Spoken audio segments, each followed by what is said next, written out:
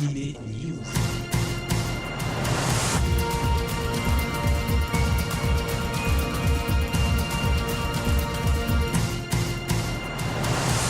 Salut à tous, c'est Alex. Comme chaque semaine, Animé News, c'est votre rendez-vous avec le manga et l'animation japonaise sur Generic Kids. Ce 221e Animé News se fera aux côtés de Nobinobi, Glénat, Akata, Kiun, Soleil Manga et nous terminerons avec de la télévision avec la chaîne J1.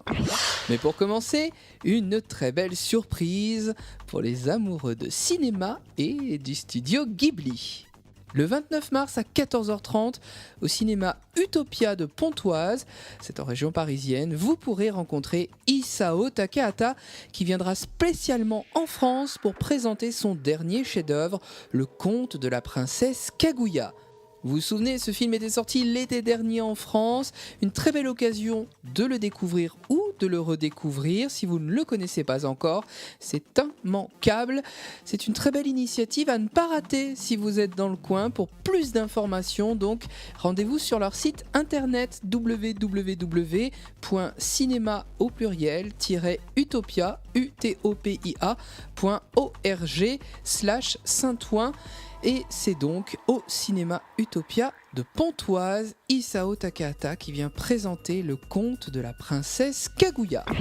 Chronique manga à présent, et je les commence cette semaine avec les enfants et les éditions Nobinobi spécialisées dans les livres jeunesse d'inspiration japonaise. Nobinobi, je vous l'ai dit, fête ses 5 ans cette année, et d'ailleurs de très belles surprises vont parsemer cette année 2015, notamment des shikishi, ces très belles illustrations réalisées par les auteurs de Nobinobi à l'effigie de leurs livres.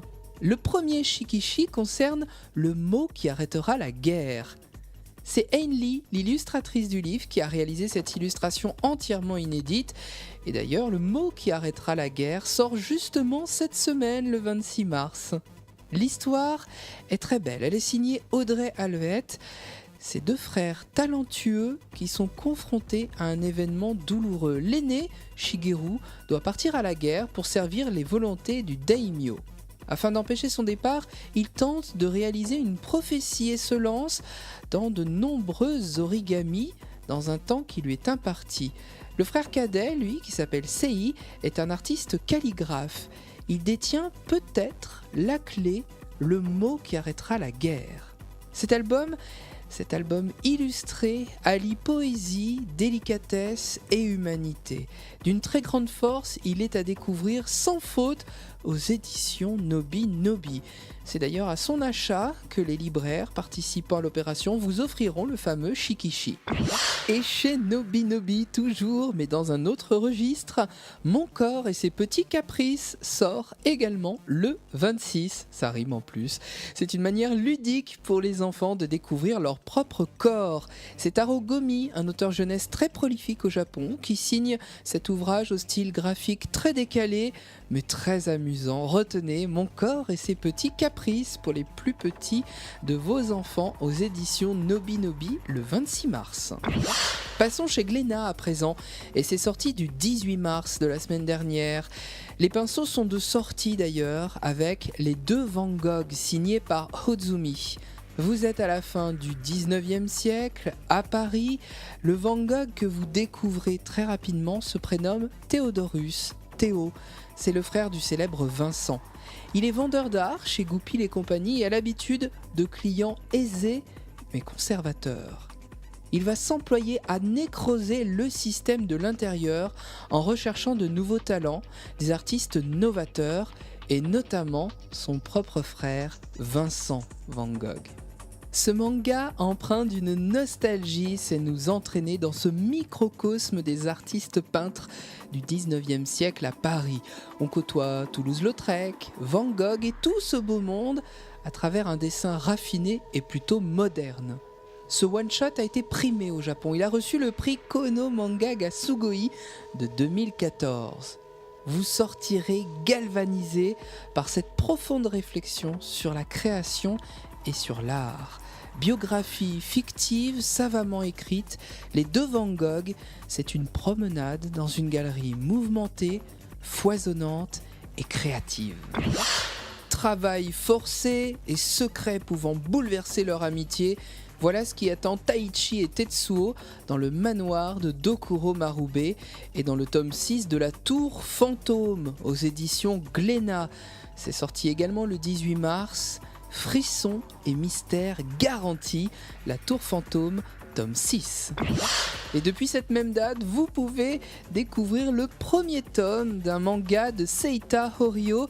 Ça s'intitule Kokoku. Magie familiale, occulte provenant d'une pierre et convoitise sont au menu de ce manga qui vous perdra dans les méandres du temps et des univers parallèles. Juri possède donc certains pouvoirs et elle va s'en servir pour sauver son fils et son frère qui ont été kidnappés. Elle se retrouve au centre de ce polar de science-fiction même, qui bénéficie d'une mise en page très dynamique. Si vous aimez vous triturer les méninges, Kokoku est fait pour vous. Petit à petit, on en apprend un peu plus sur cette famille un peu particulière et je vous garantis que vous ne vous ennuierez pas donc à la lecture de ce titre. C'est sorti le 18 mars aux éditions Glénat, ça s'appelle Kokoku.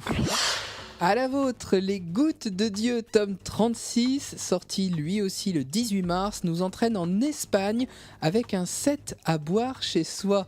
Ce chaleureux raffinement espagnol ouvre la voie vers le 11e apôtre. Les Gouttes de Dieu de Tadashi Hagi et Shu Okimoto est à lire sans modération. Nous sommes deux sœurs jumelles. Ça, c'est aux éditions Akata. Le 26 mars, c'est un nouveau titre du catalogue Akata. Ça s'appelle Double Jeu. Ne vous fiez pas à l'extrait musical que vous venez d'entendre. Ce n'est absolument pas le thème du manga, puisque elles ne se ressemblent absolument pas, ces jumelles. Elles s'appellent Nobara et Kotori. Et d'ailleurs, des drames vont mettre leurs existences à rude épreuve. C'est un shoujo. Il sort le 26 mars aux éditions Akata. Retenez son titre, Double Jeu. Les éditions Soleil Manga accueillent un nouveau shoujo de Aya Shoto, l'auteur de Demon Prince and Momochi. Ça s'appelle Super Darling et dans ce titre, vous suivez le quotidien d'une jeune fille, une collégienne japonaise complètement effacée. Sakuya, c'est son nom, est tellement transparente que personne ne la voit, mais alors carrément au sens propre. Si par exemple elle met un panier en jouant au basket, ses camarades croient que le ballon s'envole tout seul.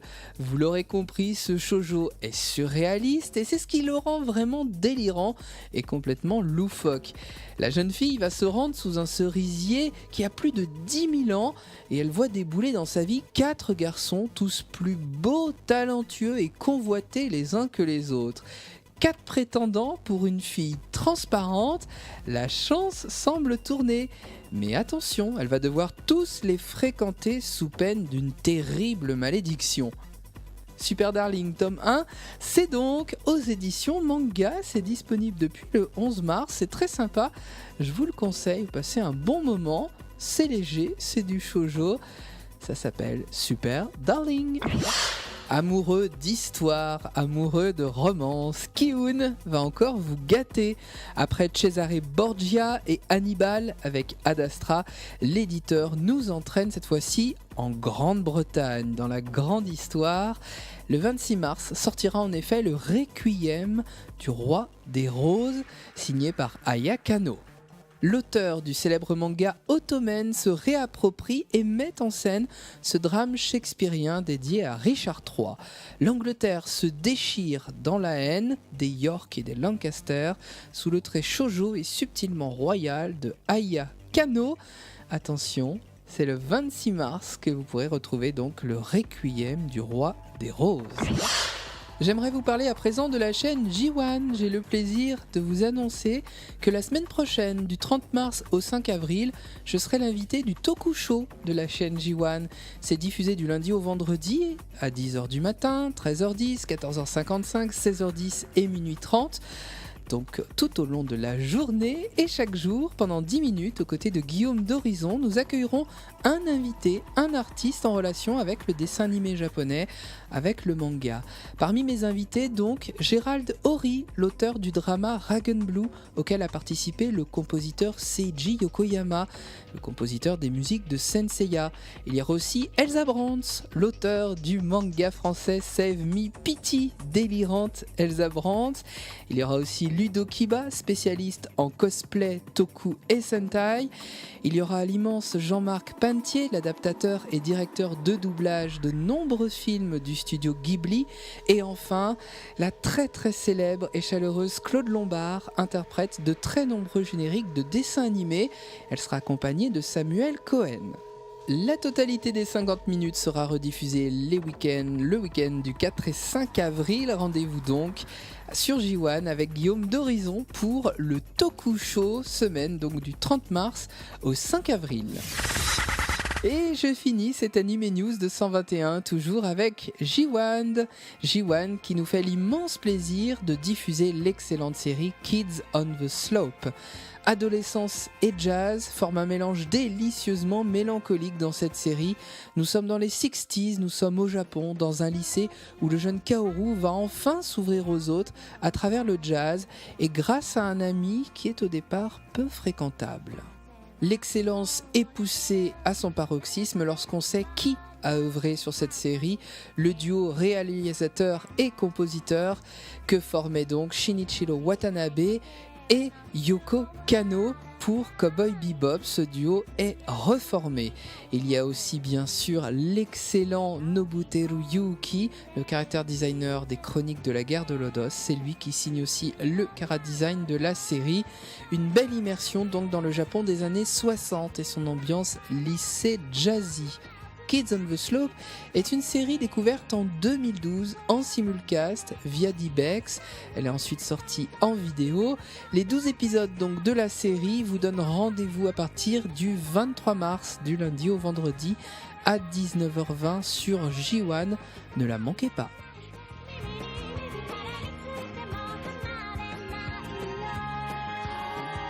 Ce numéro 221 d'Anime News touche à sa fin. Je vous remercie de nous avoir suivis. N'hésitez pas, comme chaque semaine, à nous envoyer vos messages via Facebook sur les pages de Générique Kids, d'Anime News et même d'Anime Story.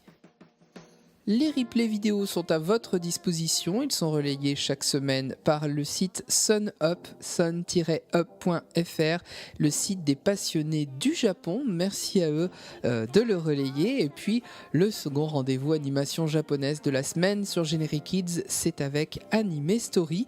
Chaque semaine, je vous parle d'une série que vous avez aimée. C'est à partir du mercredi à 21h et c'est rediffusé jusqu'au dimanche à 17h. Il ne me reste plus qu'à vous souhaiter une très bonne semaine à l'écoute de Générique Kids. Restez fidèles à l'antenne, les programmes continuent. Vous êtes sur Générique Kids, vous y êtes bien, alors restez-y.